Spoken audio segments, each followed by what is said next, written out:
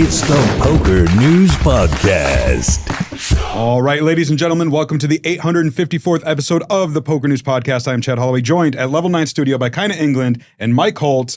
We've got a fun one, some drama. We love the shows that are drama. I love drama. All right, well, there's a big streamer out there named Ludwig. Ludwig or Ludwig? Ludwig. Ludwig? Ludwig's Yeah, my Ludwig. dog. I've watched hundreds of hours, thousands of hours of Ludwig. Yeah, I mean, to be fair, I'm not up to speed on all the big What streamers. does he stream? Video games? Everything. But yeah, lots of video games. Yeah, but he's mostly just variety video games. I watch like his YouTube highlights. I'm a big fan of him and his buddy, well, I don't even know if they're friends anymore, but Atrioc. But I'm very familiar with Ludwig and the whole community of streamers that is involved. Yeah, I know in May 2022, they did the Mr. Beast game on, I think, Hustler Casino Live. That was fun to and watch. he was part of that. That's Sure, how I yeah. knew who he was.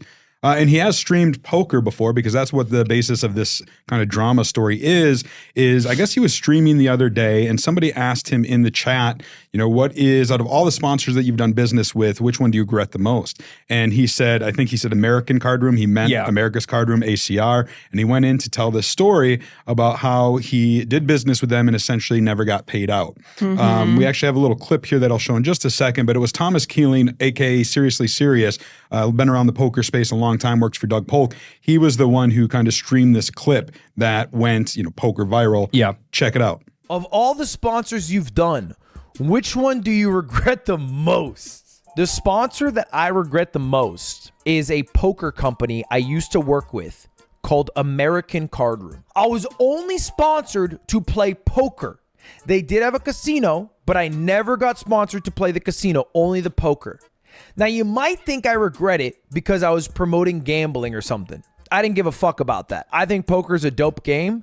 I think anyone should be allowed to play poker if they're of age and have enough funds and money and understand the game, of course. So I actually don't have a problem with that at all.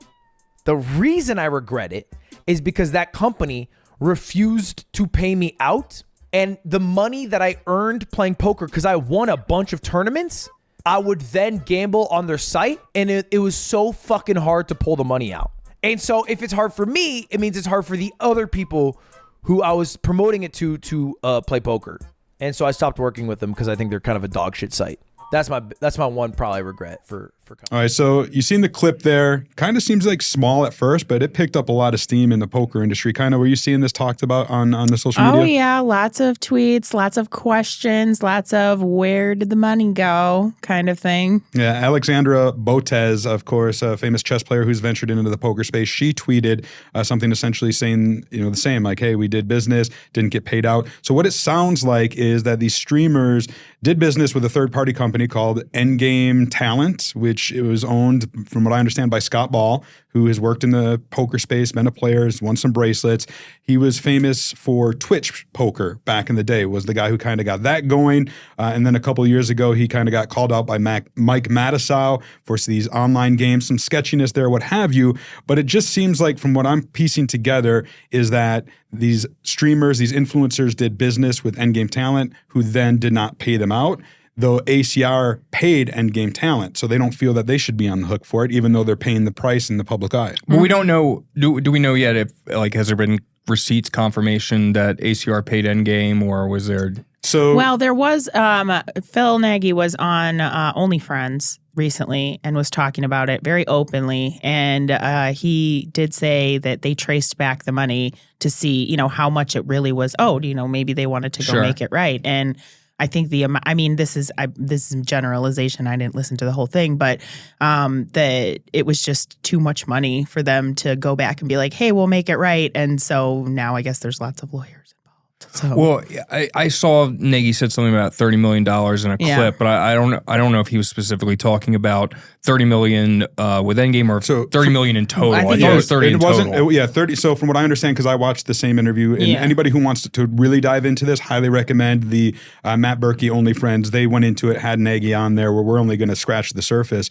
But he did say he had like a $30 million budget for influencers, not necessarily for Endgame specifically. Sure. Even though that number to me is still mind-boggling. But it sounds like it was still several million from what he alluded to. It was enough that they can't go back and just be like, oh, here, it's 20 grand. Yes, let's make it right. Like, they can't do that. Like, it's too much money. So, well, I find it interesting too that this is how it came out, right? Like, if you guys owe me $3 million, a week passes by, it's not going to be like 6 months later I get asked a question. I'm like, that Chad Holloway, he didn't pay me $6 million. Like, you know what I mean? A week later, I'm at your door like, what the business is, Well, baby? What are we doing? Yeah, you have to know, think maybe it's not a significant amount to each streamer, but collectively, when it comes together and all the streamers are like, we haven't been paid, then it becomes a very big number. So yeah, I think that's what happened here was Ludwig just put it out there, right? He might not have been chasing it or what have you. He's just like, got asked the question, what do I regret? Here's what I regret. And then some other people saw it and it got blown up, like I said, by Thomas, seriously serious. So now all eyes are on it. And then you had these other influencers chiming in, like kind of like, well, they did that to me too, or they owe me money as well. And then people start putting the pieces together. Sure. And it looks bad on ACR, but as you said, Phil Nagy went on and he was pretty open and essentially saying, like, why should we have to double pay? We already paid Endgame talent. Of course. They were responsible for paying these influencers, and they haven't done that. They should go after them. And there's a point to that, but also, ACR enlisted this third-party company who is screwing over, and like now you've got the black eye in the public sphere. I'm confused though, because Endgame, so it's a talent agency, right? yeah. So how does it work then? Like, why were all the influencers already? Like they already had contracts with Endgame? Probably, or they're contractors. Like, they just have a gig. Like when you're doing gig work, like it makes sense not to be paid immediately, right? Sometimes there is some flow through. You have to wait for the company to pay your agent, and then you have to wait for your agent to pay you and make it all square. Sure. So it sounds like it all went through that. Like they are just like an agent for poker players. Well, no, like above felt, probably, something like that. What I mean though, is it like Alexandra, Botez, Ludwig, are they like their poker agent is Endgame, or Endgame works, or Endgame probably just for these specific. It's probably just for these specific roles. No, from what I gathered from Alexandra Botez's tweet is that like Endgame approached them and was like, "Do you want these gigs?" or something like that. Yeah, like that's the way I understood it too. Is that Phil Nagy and ACR has this budget, and they're based in Costa Rica. You don't see him at the World Series. You don't see him in these jurisdictions, right? For a reason. It's a offshore, off-market, black market site, and so he enlists these people like Endgame talent or Scott Ball, who has the connections to be able to reach out and say, "Hey, do you want to do this with the streaming or whatnot?" Yeah, so, and I think Scott Ball did recently put out a tweet. Did you see that? He did, and we'll show it on the screen here. It was very ambiguous, though. It was like, we are willing to do arbitration with two neutral parties, but never really said, like, well, who got the money, though? Like, where did the money go? Like, you didn't really address that. So, yeah, I don't know. like there seems to be more to it, right? Because he did put out this tweet, saying a neutral third party to assess if ACR approves of the action and agrees to do the same, but putting all the materials and contracts and whatnot. A caveat of this offer would be that all materials we submit would be made available to the public. Interested parties may DM me. We're here, Scott, right? Yeah, PokerNews Podcast. Interested parties, show us the paperwork. But it is an interesting thing because he's saying like, hey, I'm willing to put all my cards on the table if ACR is as well. And Nagy didn't give me the impression that he was willing to do that on the interview he did with OnlyFriends. Well, that's so. Let me say caveat here. As far as Scott Ball and Phil Nagy, I'm not a fan of Phil Nagy at all. And Scott Ball is someone who I met, like, I don't know, maybe a year and a half ago. And ever since I met him, he's been one of the nicest people I've ever met. So I'm biased on, like, where I'm coming from. Like, I can't stand Nagy at all. And Scott's been like legitimately so nice. And I've lent him money a couple times where he didn't have money on him for like some of the bigger buy-ins. And both days he's afterwards, he's paid me immediately, had no issues whatsoever. But yeah, the whole situation here seems, because other people are saying Scott scammed them before and things like that. And it's, I don't know. It's surprising to me because the person that I've met, I can't imagine him scamming someone like literally such a nice person. And we've talked about, I think off camera, we talked about this a little bit, like where we've talked about people like that you have a personal relationship. I have nothing against Maurice Hawkins, but we still talk about what we hear, we speculate what other people have said. And the point of the whole thing is this just got blown up. A lot of people are coming out of the woodwork. I don't think a collective group of people would just make stuff up like that. So you have to look at the facts of the facts. And Scott Ball might be a really nice guy, but I don't know. Let's see what happened. What did you do with all the money? Well, I want to see the receipts. I want to know what happened here, because when he tweeted that out, my first thought was, oh, okay, see here, he's going to be talking, and then Nagy didn't want to, but at the same time, it's like, Nagy seems he seemed pretty confident that he paid them. So like I don't know. I think we need more information, but it doesn't look Nagy good. Probably has like a huge team of lawyers. Why is he going to do private arbitration with Scott Ball when he's got mega lawyers behind him? That's another layer to this too, right? So they do business in Costa Rica. So even if you do fight this in the court of law, against that company, it's going to be an uphill battle. And even if you win, to collect is going to be another thing. Same with like Scott Ball. Like I'm sure Endgame Talent was an LLC, right? Yeah. Which protects the person from the business in some regard. So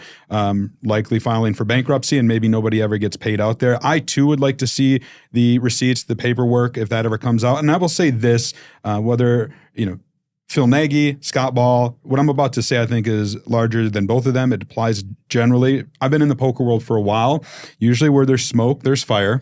And once you, are plugged into the poker community at a level that I might be, Matt Berkey certainly even higher than that because he actually plays at high stakes and things like that. You just start hearing things, right? And as I tell my reporters and my colleagues all the time, as far as what we report or what we write is, it's not what we know, it's what we can prove. Sure, of course. Right? Yeah. And that's, doing our due diligence. But like, there are things I've heard about players that, look, I'm 99% sure on it, but I can't prove it per se. So I can't really report on it or talk to it without opening myself up. So it's just like, ACR operates in a gray market, right? They are not licensed, regulated anywhere. They're making headlines all the time for negative stuff, with bots and things like that. And for me, like, there's just so much risk there. To me, it has a just when is the law going to come knocking? It happened in 2011 for Black Friday. I feel like it's going to happen again. And when it does, I feel like a lot of customers who play on that site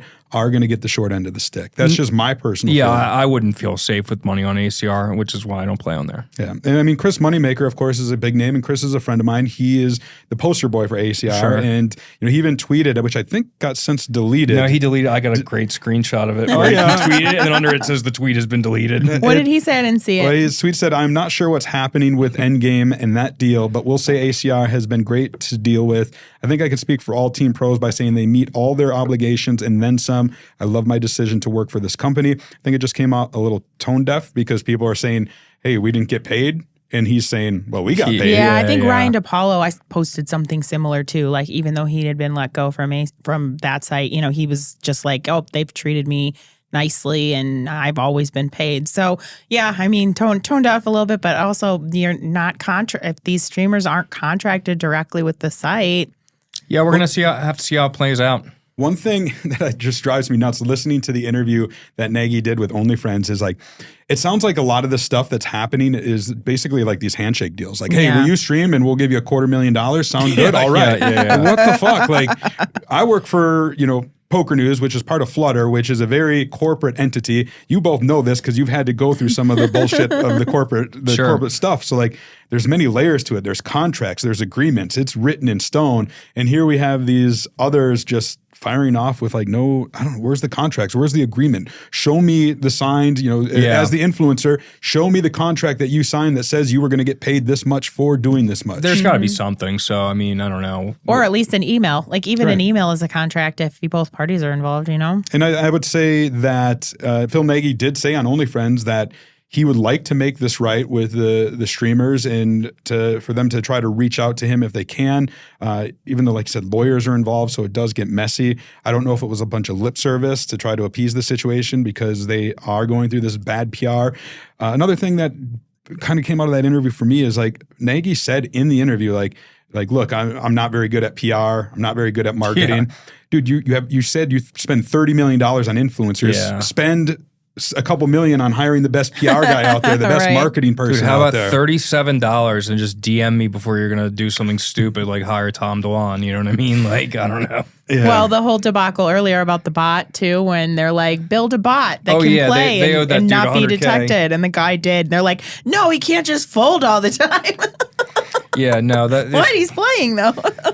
I would say this, yeah. If you want to know more about this whole situation, like we said, we just scratched the surface. Go on to OnlyFriends. They did a whole episode on it. Matt Berkey and his crew, I thought, did a really good job. Nagy called into that. You can get a much bigger and better picture, I'm sure. But then, like we said, like, hey, if Nagy wants to talk, if Scott Ball wants to talk, I'm here. Poker News is here. Hell, we can come into the podcast studio. We can probably make that happen. All right, let's shift gears to some more positive stories in the poker world. And one was the Super High Roller Bowl that took place in Cyprus. This is, of course, the $300,000 buy-in. It ended up attracting 24 runners, which I think is respectable. It's not, the biggest that we've seen in these Super High Roller Bowls, but it's pretty decent, I think. Yeah, that's a lot of money to put up for a poker tournament. $300,000. Yeah, it's a lot, It ended up being won by Seth Davies. Killer. Fun story about Seth Davies. Lara Nisi, I love you, Lara, if you're watching. Poker hostess extraordinaire. Oh, she's great. No, nice people. Yeah, and she's done work with Poker News early on, and this is out there. And she knows. She let us play with it and had fun. But she went to interview Stephen Chidwick on a break of a tournament, and so she gets to doing the interview, and she doesn't realize it's Seth Davies. Yeah, I remember seeing and that. It was so awkwardly cringe. Who do you think I am? I don't know if I don't have the clip ready, so I don't know if I'll be able to put it in. But if we do, this is where we edit it in. Steven, give us your number. I'm not. No.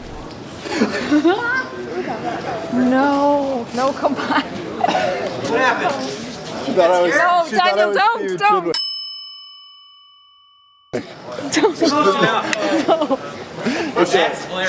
That is really funny. Because we do look exactly alike. Oh my God. He's. No. Okay, so this is too good. She's about to interview my man. I don't know. Okay, I'll be Steven. Except that's Chidwick. Yep, that's Stephen Chidwick. I'm like if Chidwick. I'm Don't out listen of to a whatever he job. says. I'm like I'm if out of a Chidwick job. got bonked on the head pretty hard. Seth Davies. There he is. There's the man you can. They want to interview you. We're bagging him. They just brought me over for an interview. Yeah, can I do it for him? I'll be Steven. I can't do a British accent though. Do you still want to ask me questions? Yeah, I do, yeah. What are you? Okay. Still. All right, you ready? Do you know what my name is?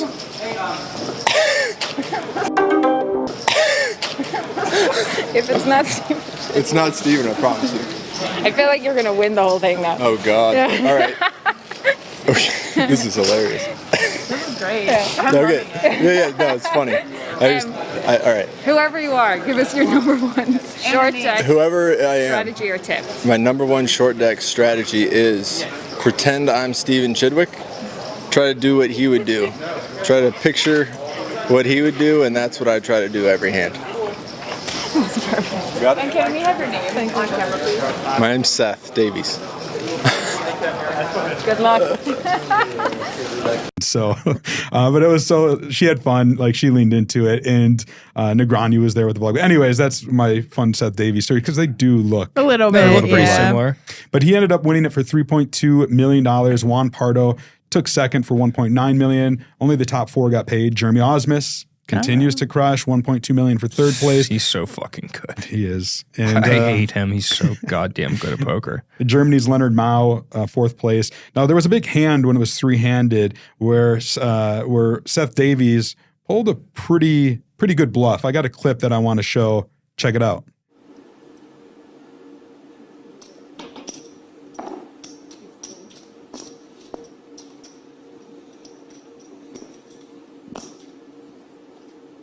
Brian Rastreiner, Kempick, Christoph Vogelsang, Justin Bonomo, Isaac Haxton, Michael Adamo, Daniel Negreanu, and Isaac Haxton again, the winners of the flagship Super High Roller Bowls.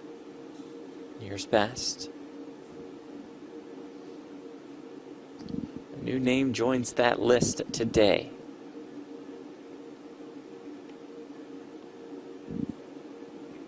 $4-4-3, a couple clumps.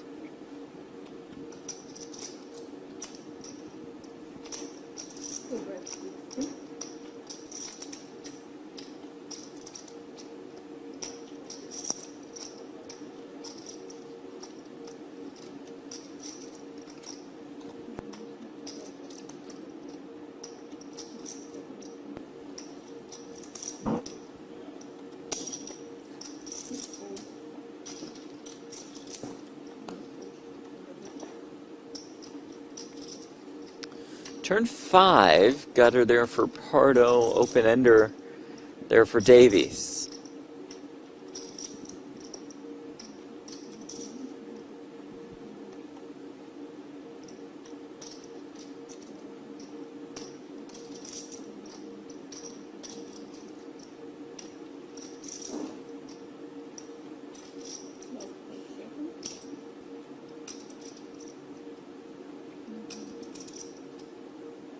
Ooh. 315. Juan Pardo raising here to 315,000. Boy, this is fascinating. With that 7 working in his hand.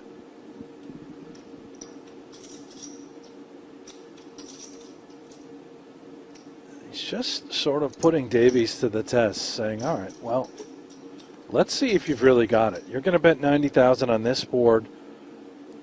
Rather than calling with King 7 of Hearts, Pardo, he's decided clearly to put in this raise. He can win it right here, right now.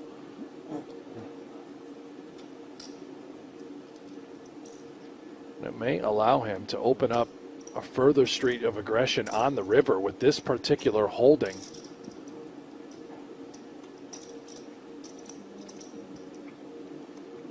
And I don't really know how Davies wants to proceed. He has to know that more fury is coming on the river. 650.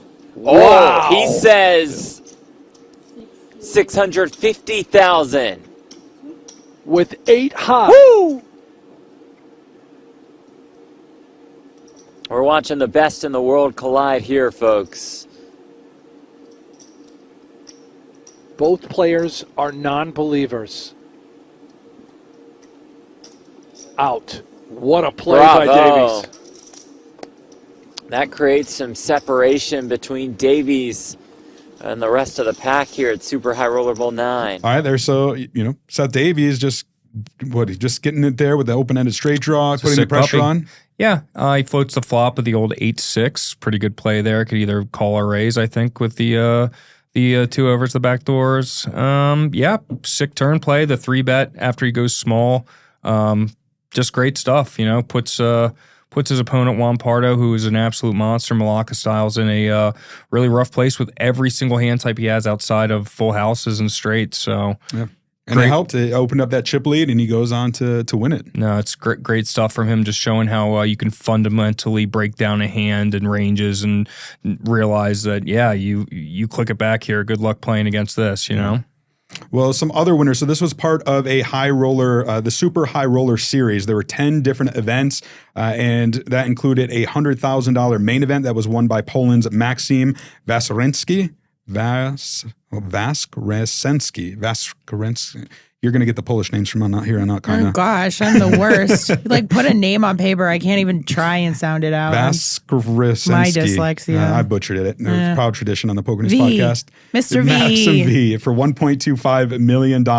Adrian Mateos, the Spanish wonderkin, he did a 3-way deal in the 25K mystery bounty with Phil Ivey. Phil Ivey was over there competing. The Spanish wonderkin? Yeah. Is that his nickname? Did we do that? I mean, Did you do that? That was me saying Spanish and then using a German word to describe it. You been watching Ted Lasso lately?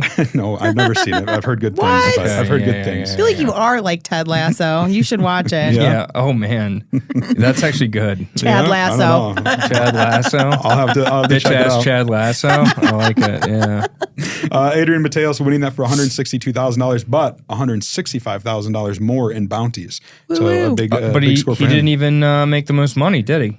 I don't know. Did he? I didn't see. Who part got of the recap. what did Phil Ivey do?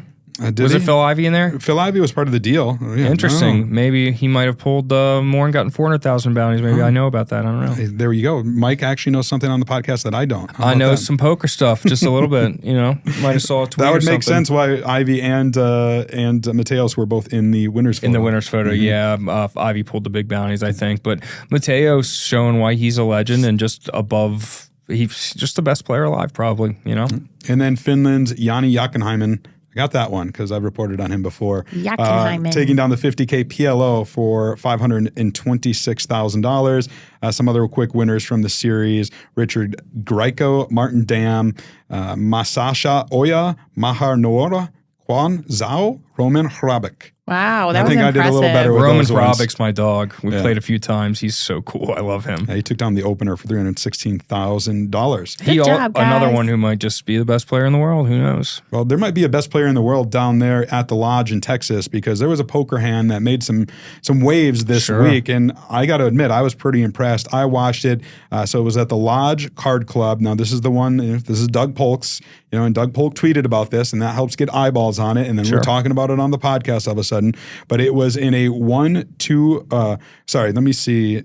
No, it was higher than that. Yeah, it was. They were playing for like 50K. Yeah, it was like, it says 200 in the big blind, so it must have been 100, 200 game. Yeah. And so this hand, well, just check it out. Aces for you, Sean. Been a little quiet today.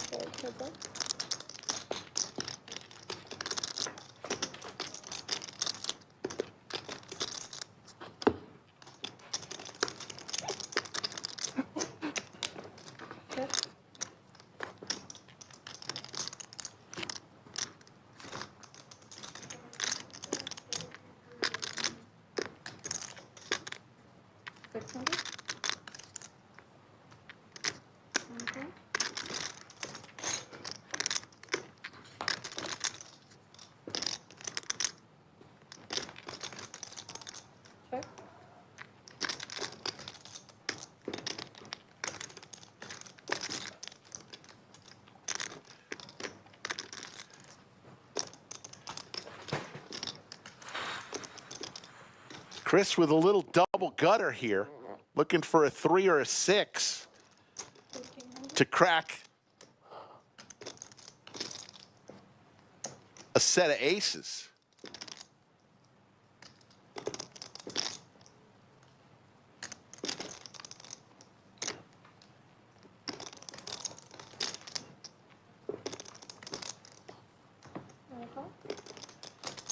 Looking for a 3 or a 6. There's the 3. Chris cracks the set of aces on hand number 116.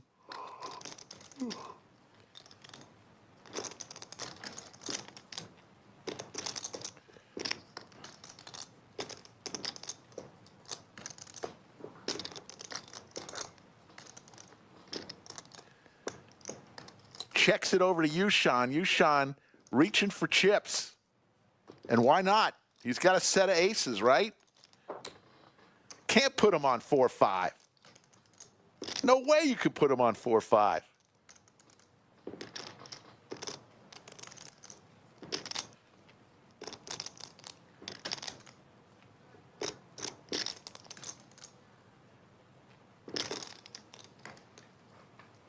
Here comes the boom.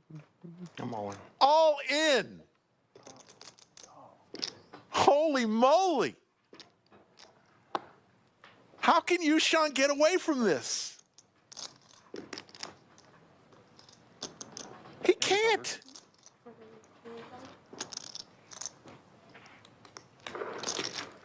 He cannot put him on 4-5.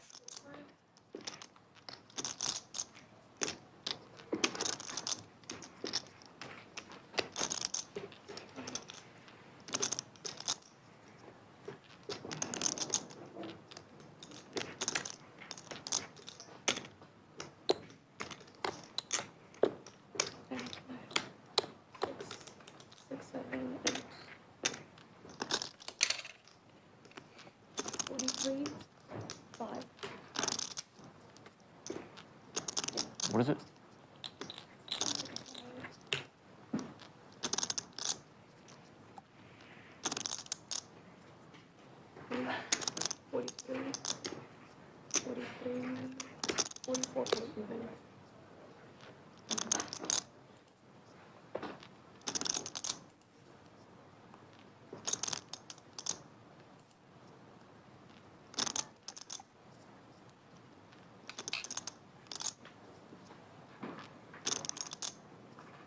There's no way he can fold.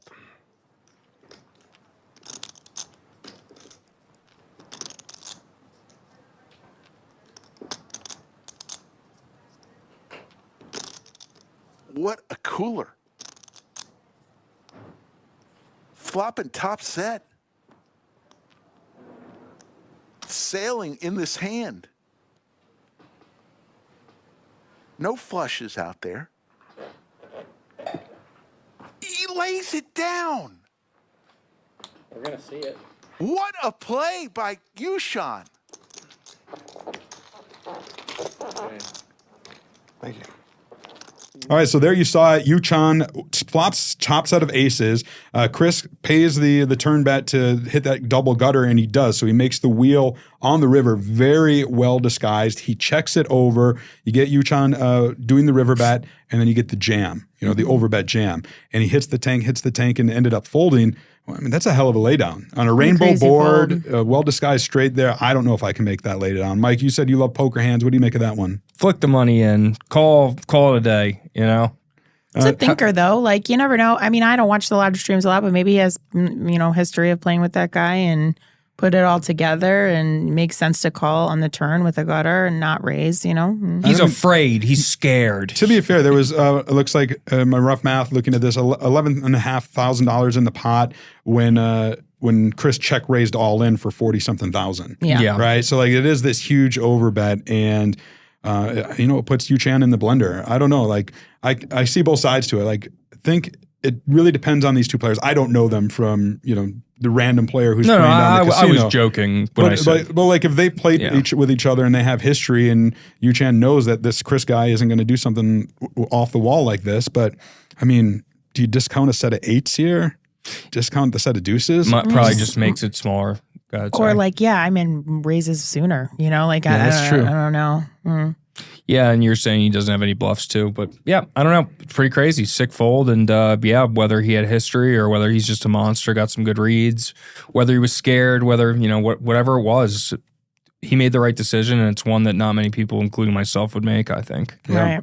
Kudos to him, Good job. And another big hand for the lodge. Like, I like this kind of stuff, this kind of content, right? If you're going to have your stream, something that Hustler Casino has done so well is find these hands, get them out there on the social platforms, get us talking about them in the poker community, and also give these players some recognition, right? This is how we're going to start crowning the new superstars of poker, I think, right? It's not going to come from winning online players a year or anything like that, or winning bracelets. Well, just winning tournaments. Exactly. I've been watching high stakes poker. I didn't put it in this show's outline because I don't know if you guys are up to speed. Because you know that we forget to watch all the time. Speak for yourself. We will get I watch caught. everything. Oh, did you watch it? Yeah, I watch everything. Oh, I just haven't been busy lately. I'm sorry. I got to get back on the poker bandwagon. We'll get up there to speed. I'm sure you do know a little bit about the World Series of Poker circuit stop in Graton Casino. That's in Northern California in the Bay Area. They just wrapped up there. They had a $1,700 main event, and it was one Sasha Sabbaghian taking it down for $168,000. Bob Mather, good friend of mine. I know you guys must know Bob. I like Bob. Lexi's husband. Yeah. I love that we refer to Bob as Lexi's husband instead of when a female poker player is so-and-so's husband, like it's, hey, here we go. Well, Bob, Lexi's husband. I don't think he'd take offense to that. No. I just refer to people by their names because, I don't know, I'm a nice human being. Well, Bob took fifth place for $39,000. Let's go, Bobby. Yeah, good to see him making a deep run there. Some other winners from the stop down there. There was one Flying Lyons, Pat Lyons, WPT world famous Pat Lyons taking on the 3,250 high roller for $36,000. Only 29 runners in that one, but even still, a win's a win, a ring is a ring, and he got it done there. Those are nice. Oh wait, is it run good? Is it no? This was the WSOP. Okay. I can't wait to hear about that for the next 7 years at the tables of Pat Lyons. I mean, it's funny because it's true. Yeah, no, 100%. Yeah, I got scolded by him one time when I busted him in a bracelet event, and he was like continuing to like berate me as he walked away, and I was like, "Man, you already have a bracelet, all right? Relax. This one's for me." That's it was good. in fact not, but it was still fun. Well, the WSOP circuit is now going to head to our stomping grounds, the Midwest. They're going to go to Horseshoe Council Bluffs, which is basically Omaha, and then to Horseshoe Hammond in Chicago. I don't know. Maybe if you're going to be visiting, you got to go. When is play. it? I'm going for MSPT. September 19th through the 30th. It doesn't line September up. September 19th to the 30th. I want to play some live poker, get into these events in the Midwest and Florida. I never get out there. It seems like fun. I mean, the Horseshoe Hammond one is a good stop to go for. I think I went, it was in March too. I went, it was around my birthday, and it's a good, week and a half worth of tournaments. It's not great to stay in Hammond though. So, That's true. do your research and stay somewhere else nicer. The We won't Ameristar. don't take a car like we were talking about off the air to Hammond. It would be gone. Your car would be broken into. All the parts, too many details. all the parts. Something off the air, but Hammond, not the safest place. Do your research, get a good spot, or you could stay, I guess, at the Ameristar, which is like kind of just down the road, and that's pretty okay. I'll consult you guys if and when I do that. Well, maybe we do a group trip. Poker News goes on the road. I'm totally down for a trip that gets paid for by Poker News. Well, I'll have to try to pitch it to the bosses. I don't like know if they're it. gonna like that. On-site reporting and playing. Well, I'll tell you one thing that my bosses do like, and that is WPT Global, because they are the sponsor of this episode. Heyo. And they have some news. They just released or launched their mystery bounty tournaments. They are live right now. It's a new format to WPT Global. They're very excited about that, as they are for their upcoming Fall Festival, which features over $8.5 million in guarantees, running September 8th through the 30th. Mystery bounty tournaments are going to be part of that, as are slam events and some flagship events, including a $3,500 WPT championship, $1 million guaranteed, lots of other promotional offers, $50K free roll and such. Check out pokernews.com, WPT Global, download today, and you could be playing mystery bounty events and the WPT Global Fall Festival.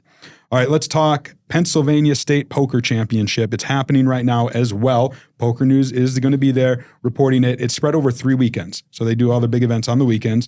And the first one was an opener event, $550 Pennsylvania State Poker Championship opener. And it had 890 entrants, was won by Luke Rothschild for $47,000. It wasn't quite that big. Those are quite different numbers there. I got confused because there was a 5-way chop. Now we got to talk about chops. Is 5-way too much? I don't know. The 5th place finisher got $25,000. The top 3 got $45,000, right around there. So I don't know. It depends on the stack sizes, how deep they were in the tournament. Yeah. I can't blame them either. Like I said, $550 when you're dealing with this. This is could be 6 in the morning. Yeah, and it literally, it might not seem like it, but I'll tell you what. Being from where I'm from, $47,000 is literally life-changing money to some people. Of course, 100%. No, to a lot of people. I mean, yeah. So he took that one down. Another big winner there was Andrew Kershaw, because if you remember when we talked about the Maryland State Poker Championship, the qualifiers who qualified their way online did it last longer. And whoever lasted longest won one of these gold passes to the NAPT. Okay. And that was Andrew Kershaw here. Speaking of which, Kyna, I just got to tell you, we're going to talk about it next episode, but I watched the final of the big game with Lily Newhouse. Yep. And I saw a glimpse of you at the NAPT. You went and you bum rushed her and gave her a big hug. And I only knew it was you because you were wearing like the pink getup with that hat that you like. I didn't see it. Oh, now I have to watch it. If I'm in it, I'm down. I'm gonna watch it tonight. Yeah. No, I knew Lily did. I had been there. When you were already there, you kind of know what happens. But Sure. Lily was great. I was so happy for her and Nikki. Yeah, we're going to really dive into it in the next episode, but I just thought I was thinking NAPT, that's where it took place. God forbid we watch it to support our friends. Listen, I'm trying my best I out watched here. and I supported my friend Lily Newhouse. Yeah, I mean, we had Lily on the episode and fill in here, and then Nikki too. So I can't wait to see. She beat me. It was like 3 or 4 of us left for a ring a couple months ago. More than a couple, like 6 months ago, something like that. And she either won her first ring or second ring. Second ring, I think, She ended up beating the shit out of us. It was like me, Tony Dunst, and some other killer. She kicked all our asses and took home all the money. Love to see it. All right. Well, speaking of poker stars, the NAPT is coming to town here in Las Vegas in November, but right now they are over in Spain. A lot of my colleagues are. Your husband, Connor Richards, is over there. I was just going to say, I saw a tweet saying now? Connor Richards was in Spain, and he didn't even tell me. And just wow, went. didn't invite you. Rocky waters in the marital world. It's Holy crap. It is going to be. I'm actually going to be going over there here in a little bit as well. I haven't been to Barcelona in quite some time, but EPTs are always fun, and this one is special because it is celebrating the 20th anniversary of the EPT, which I think is pretty incredible. The history of the EPT Barcelona, because this is one of their flagship. You know, their flagship stops, if you will. I'm assuming neither of you been there. You don't travel for poker. I would like to go someday, but yeah. I'll go right now. Yeah, hop on a plane and if Poker News is paying, I'm going. Fair enough. This is well, welcome to EPT Azerbaijan, brought to you by Michael Holtz and Poker News. The EPT Barcelona, which is sponsored by PokerStars, is going to run August 26th, so it's happening right now through September 8th. There's going to be a main event, an Estrellas main event. There's going to be a €100,000 high roller, 8 days of action streamed on PokerStars TV, cards up action. I don't know if you guys have watched much of the PokerStars streams, but they are top notch. I mean, we see it with the big game and stuff. They've always been really good. With Stapes and Cardigan, and I like those. Those are my favorite for sure. Yeah, I think we'll probably do some clips, some hands in future episodes because we'll definitely be doing some EPT Barcelona content. I'll probably film some stuff while I'm there. Why not? Sure. This one is going to be good. Let me look over I got an email with a bunch of different things. So looking back, 2004 was the first EPT Barcelona, and it had 229 players back then. Wow. Which seems so small. Yeah. Last year, 2023, 2,120 runners, down slightly from the year before, which looks like it was the record, 2,294. I would expect a similar number this year. That's about it. I think that's all I got. What about you guys? What's coming up? What's coming up in the life of the Holtz, in the life of the England? Yep. Kyna, Mike. You moved, right? You said there's going to be a housewarming party sometime soon. Yeah, just invite everyone. Is it going to be like Hooney's party and sell bracelets and stuff? No, it's going to be like, 20, 25 people just hanging out in my backyard eating steaks and hot dogs and such. And that sounds nice. Playing cornhole and axe throwing. And I'll be there. No one's going to be smoking drugs, I'll tell you that much. No drugs allowed. No drugs allowed. We would never do that. We would never do that. Well, I'm going to Chicago tomorrow, actually, to visit mostly, but I will be visiting in the lovely state of Indiana to play the MSPT at the Ameristar. So I haven't been there in forever either. I actually might also go check out Potawatomi while I'm there because they opened recently, and it's just like my old home stomping grounds. And we're definitely not going to be smoking any Potawatomi at my party, I'll tell you that much. But yeah, I might do a day trip up there and visit and check it out, check out the new room. I still need to because it is Wisconsin. It's my stomping grounds. I used to play at Potto all the time. Haven't gotten there since they did their grand opening, which Jamie was at, Matt Berkey. They had a bunch of... Wait, when is this? It did open. It opened already. I thought you said you were going for something specific. I'm going home this weekend for mostly visit, but I got to incorporate poker. I want to go to Wisconsin Dells. It looks fire. You love your water parks now. I love me some water parks. I'm addicted. It's a good stop. I mean, we used to go all the time as kids. Checks all the boxes for me. I literally live 15 minutes from there. Door County. So cool. Door County is like for the cool vacation spot for when you live in the Door city. County? Door County. All right. And this segment of the PokerNews Podcast brought to you by the Wisconsin Tourism Bureau. Check out Wisconsin. The cheese. All right, that's going to do it for this episode of the PokerNews Podcast. We're going to be back next week with a brand new episode. Remember, we release every Friday at 8 a.m. You can also subscribe on Apple Podcasts. You can subscribe on SoundCloud now. That's new. I set that up this week. So we're on SoundCloud as well. Give us the 5-star review, all that jazz. Until then, we'll keep a seat open for you.